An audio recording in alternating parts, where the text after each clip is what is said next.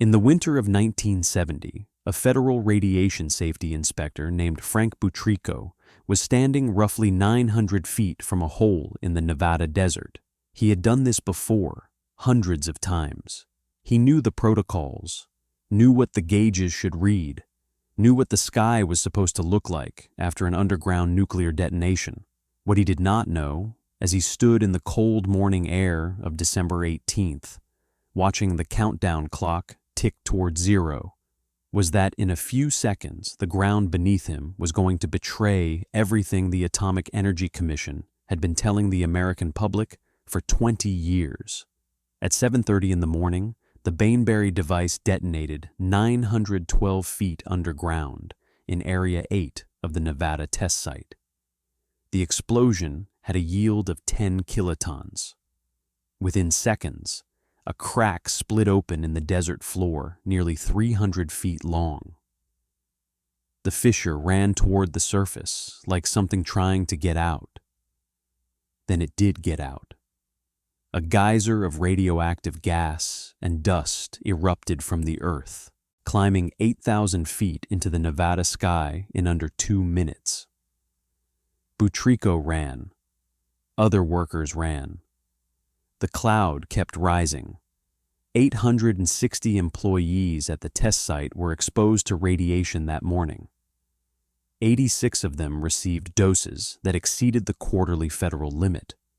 2 workers, Harley Roberts and William Nunemaker, would develop leukemia in the years that followed.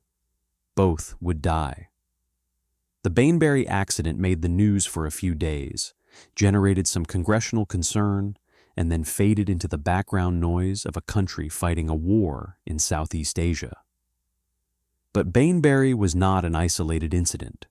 It was the loudest moment in a story that had been building since 1951, a story about fallout drifting east across the American continent, about a government agency that knew what it was doing and decided the public did not need to know, and about the people who paid for that decision with their bodies. The Nevada test site sits in Nye County, roughly 65 miles northwest of Las Vegas. The Army had used it for conventional weapons testing since the 1940s. In December 1950, President Truman approved it as a domestic nuclear testing facility.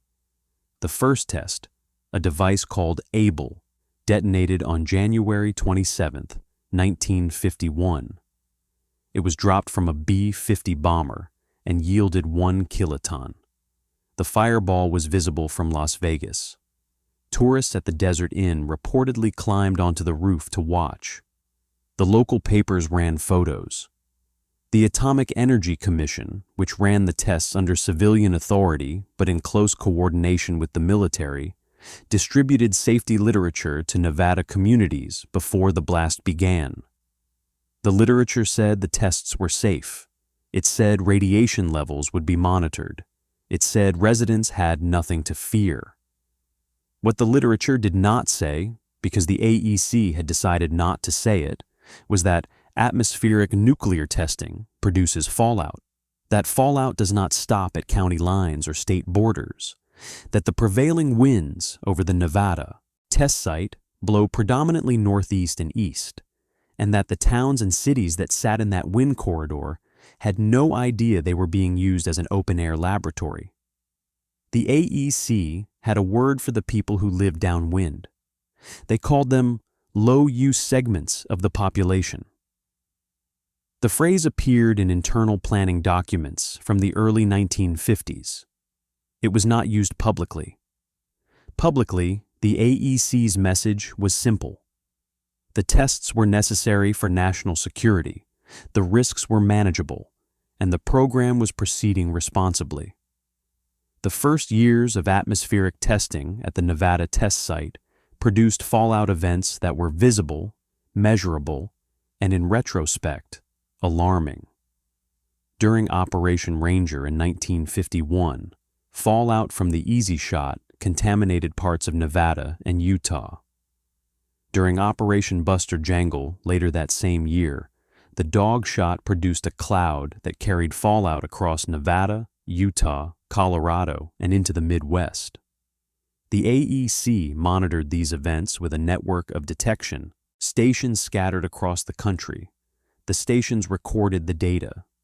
The data stayed inside the agency. Between 1951 and 1962, the United States conducted 100 atmospheric nuclear tests at the Nevada test site. Each one sent a cloud of radioactive material into the atmosphere. Some clouds were small and dispersed quickly. Others traveled thousands of miles. The most consequential tests were the high-yield shots that produced enormous quantities of fallout and the shots that went wrong, where unexpected wind shifts or miscalculated yields drove contamination into populated areas far outside the expected zones. The Shot Harry detonation in May 1953, part of Operation Upshot Knothole, became one of the most studied fallout events in the history of the test program. Harry yielded 32 kilotons, far higher than the 12 kiloton estimate. The cloud rose to 40,000 feet and moved northeast. It crossed Utah, dropped fallout on St. George, and continued east.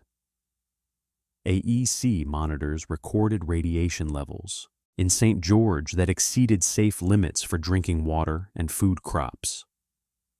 The agency's response was to drive through town with instruments, take the readings, and leave without telling residents what the numbers meant.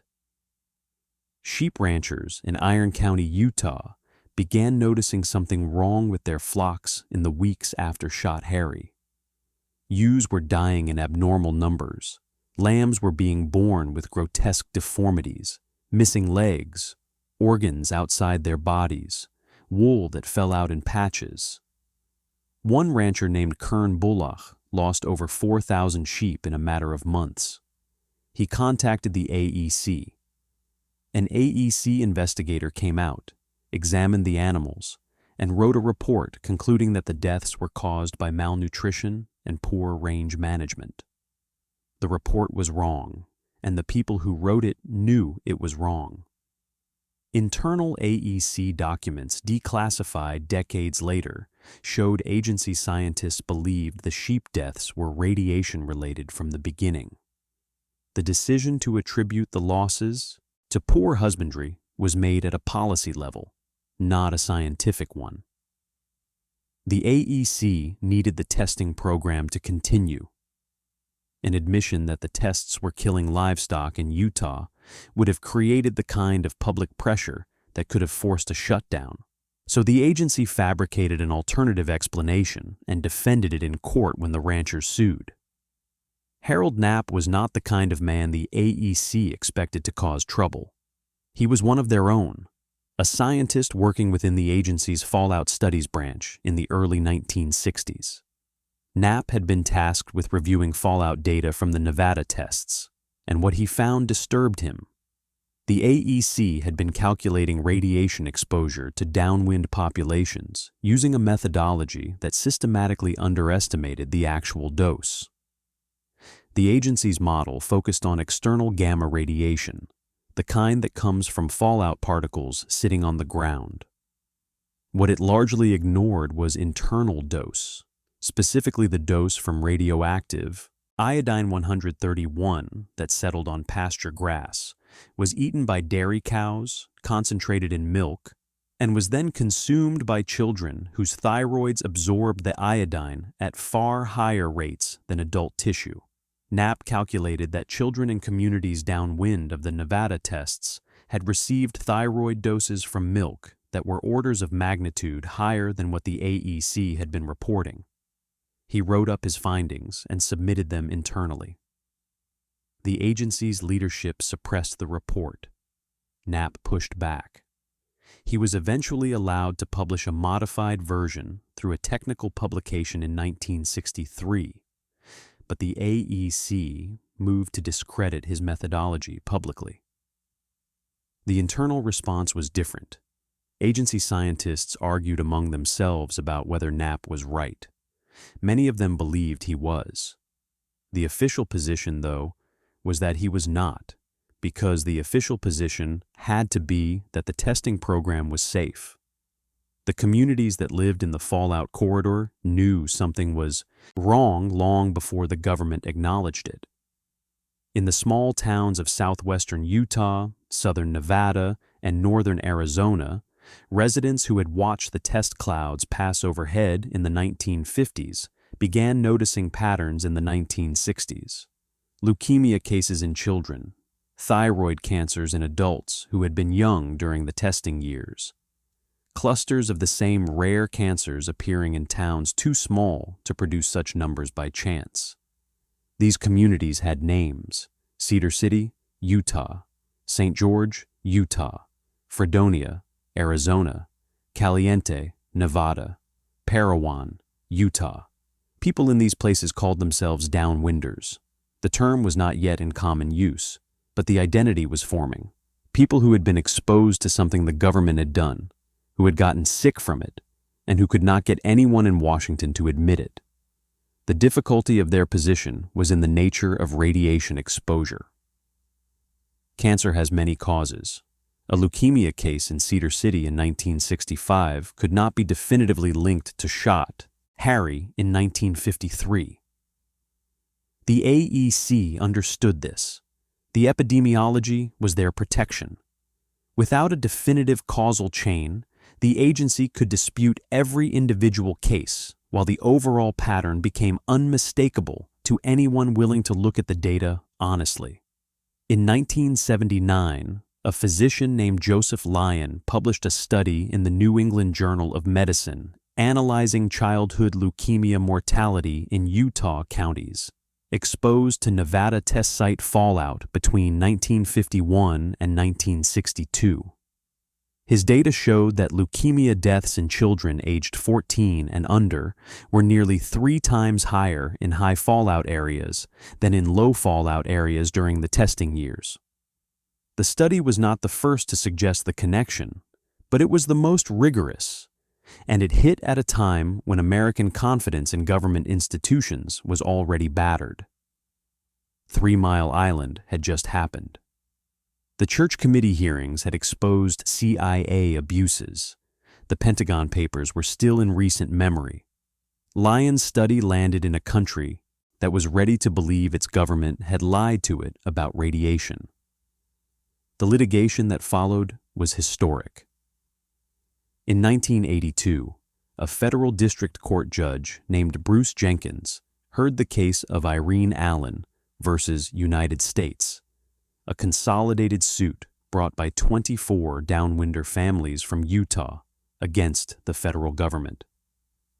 The plaintiffs argued that the AEC's atmospheric testing program had caused their cancers and that the government had been negligent in both conducting the tests and failing to warn residents about the risks. Judge Jenkins's ruling, issued in 1984, was the first time a federal court held the government liable for injuries caused by nuclear testing. He found in favor of 10 of the 24 plaintiff families, determining that exposure to Nevada test site fallout had caused their specific cancers. He awarded damages totaling $2.66 million. The government appealed. In 1987, the 10th Circuit Court of Appeals reversed Jenkins's ruling on procedural grounds, finding that the federal government was immune from suit under the discretionary function exception to the Federal Tort Claims Act. In short, the government could not be sued for policy decisions made in the national security context, even if those decisions caused harm. The families got nothing. What happened next took another 3 years. Congressional hearings in the late 1980s brought Downwinder testimony to Washington for the first time at scale. Widows from Cedar City sat in hearing rooms and described watching their husbands die of cancers that had appeared in clusters so dense that the local doctors had started keeping informal registers.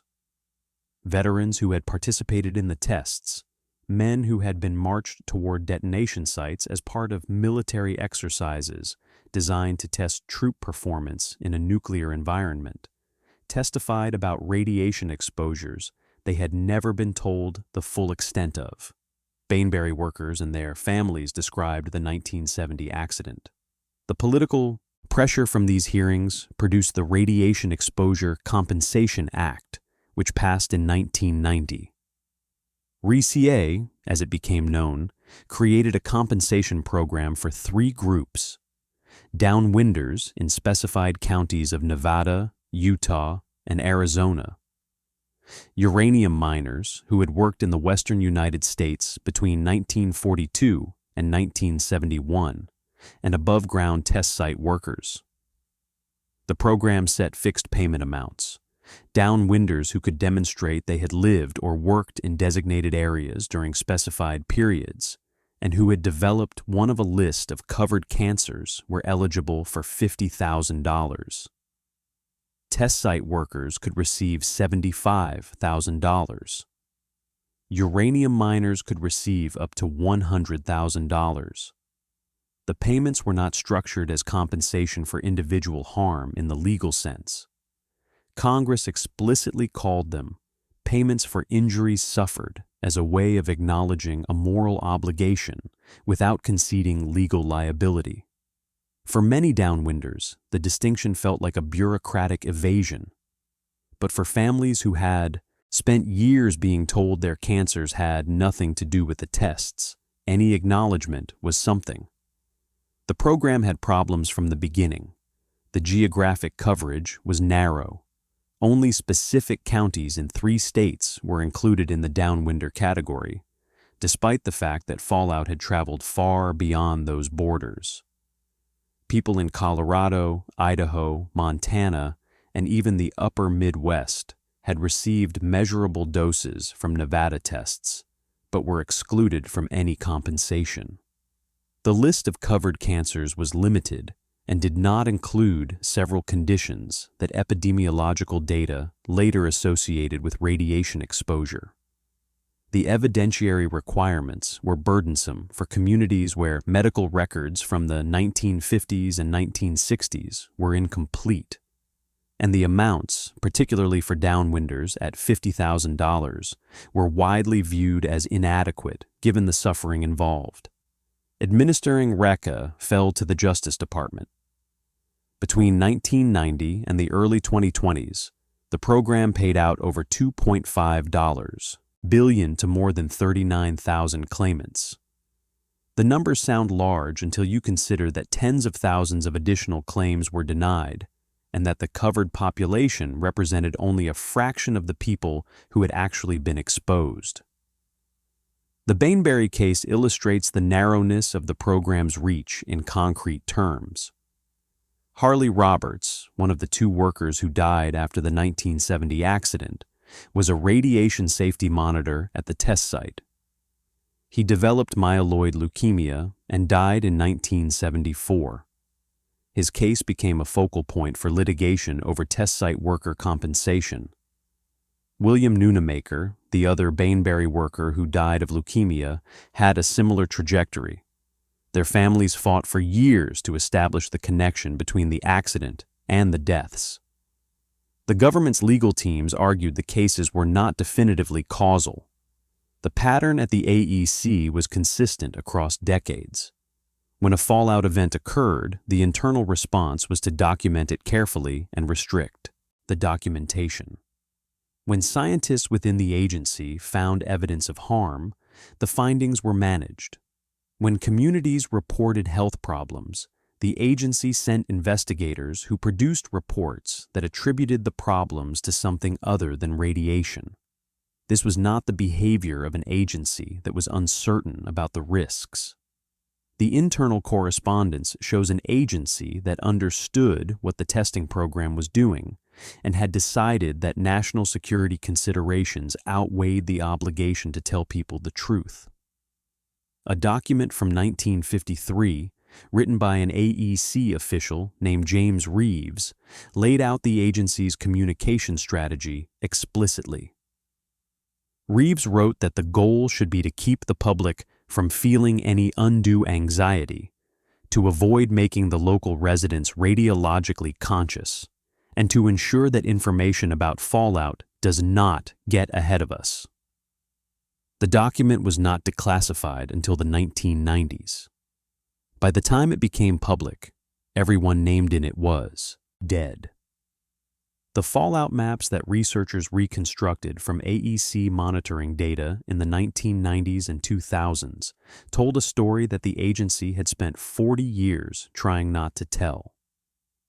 The National Cancer Institute published a comprehensive study in 1997 analyzing fallout from Nevada atmospheric tests between 1951 and 1962. The study estimated that the tests had deposited iodine 131 across all 48 contiguous states.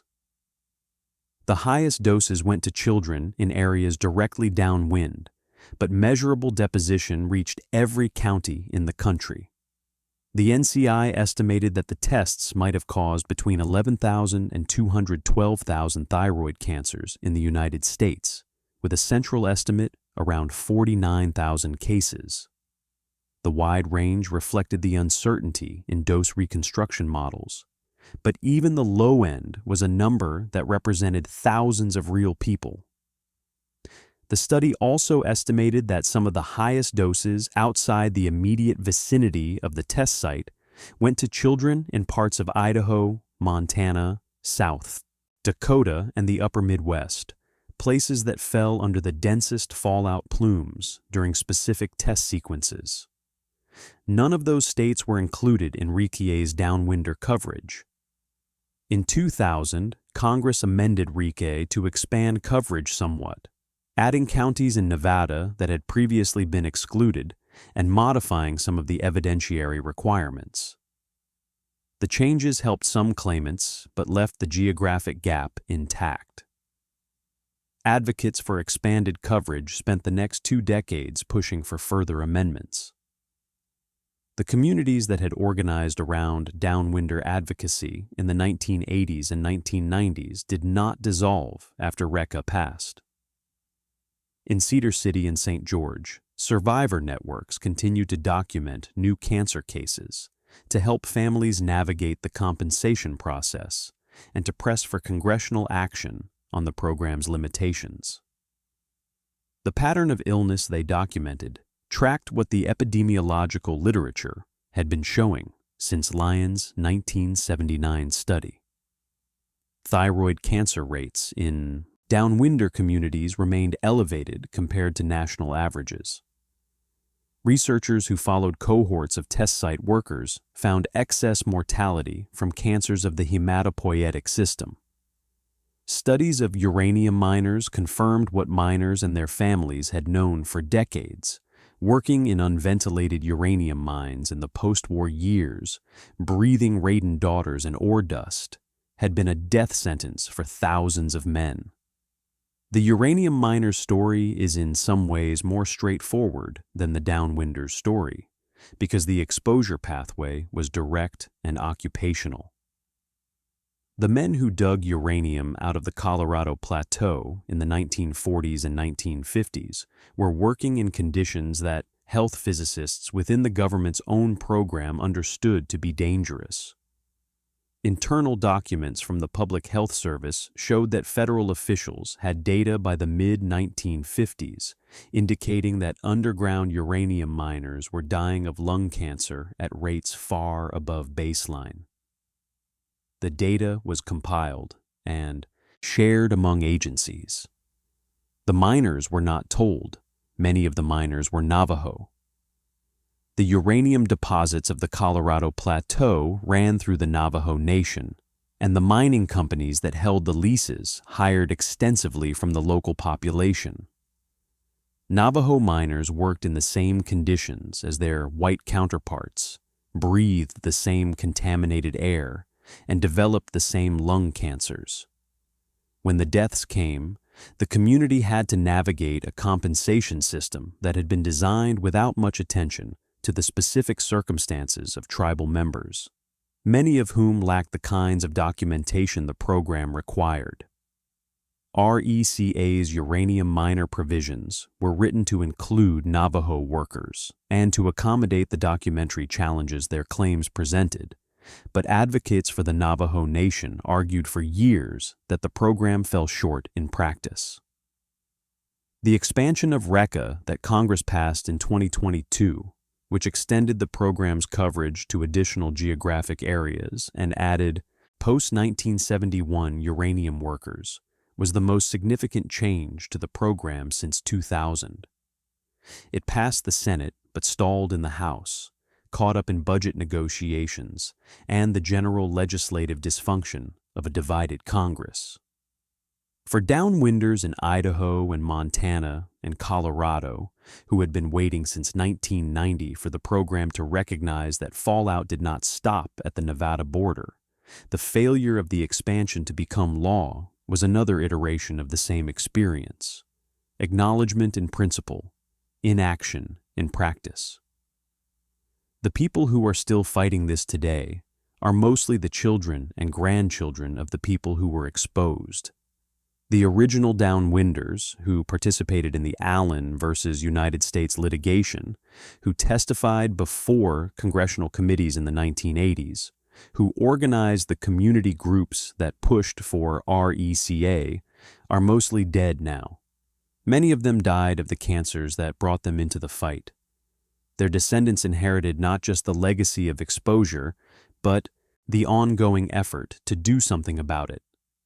What they are fighting for, in concrete terms, is an expansion of RECA's geographic coverage to include the states that received significant fallout but were never included, a broadening of the covered cancer list to reflect what the science has established about radiation-related illness in the decades since 1990, and a streamlining of the claims process that still trips up elderly survivors and their families. They are also fighting, in a less legible way, for something the law cannot easily provide, which is an acknowledgement that what happened to them was wrong, not an accident of incomplete knowledge, not an unfortunate side effect of necessary national security work, but a deliberate decision made by people who knew the risks and decided that the people downwind were not worth warning. The AEC document trail supports that interpretation. The agency monitored fallout extensively. Its scientists knew that Shot Harry had contaminated Street, George. They knew the dairy pathway was producing internal doses in children that exceeded safe limits. They knew the sheep deaths in Iron County were radiation-related. They made a series of choices to contain that knowledge inside the agency, to produce public communications designed to minimize concern, and to defend those choices in court when communities demanded accountability. The Baneberry accident in 1970 was, in a sense, the program catching up with itself. The shift to underground testing after the 1963 Partial Nuclear Test Ban Treaty was supposed to eliminate the fallout problem. Baneberry proved that underground tests could vent. The accident killed the reassuring narrative that had been used to quiet anxiety about the test program's domestic effects. It did not immediately produce accountability. That took another 20 years and a sustained political effort by communities that had been told for decades their cancers were coincidences. Frank Butrico, the radiation safety inspector who was at the test site the morning Baneberry vented, later filed a federal lawsuit over his exposure. His case, like so many others, navigated the same legal and administrative obstacles that had characterized government responses to fallout-related claims since the 1950s. The Baneberry litigation eventually contributed to the body of legal precedent that shaped RECA's worker provisions, but the path was long and the outcomes incomplete.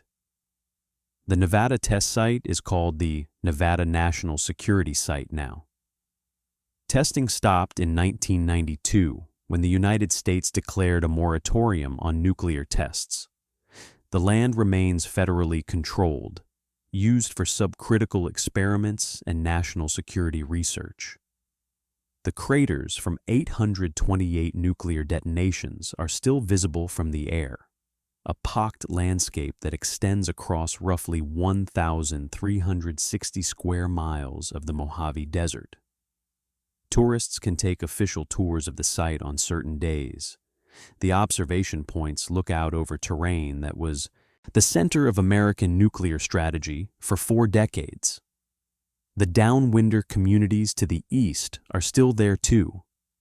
St. George, with its red rock backdrop and its LDS churches, is a growing retirement destination now, the city's population having expanded many times over from what it was when Shot Harry passed overhead in 1953. The people who remember watching the clouds are old. The people who got sick from the clouds are mostly gone. What remains is the documentation, the declassified files, the epidemiological studies, the court records, the congressional testimony, the cancer registries that show elevated rates in the counties that the prevailing wind reached, and the RECA files that represent the government's partial, contested, decades-late acknowledgement that what it did to the people downwind was wrong. Whether that acknowledgement is enough, and whether the program that embodies it will ever be expanded to reach the people it currently excludes, is still being decided. That is the thing about a half-century of official denial. It does not produce clean endings. The downwinders got RECA. The Baneberry workers got a litigation pathway.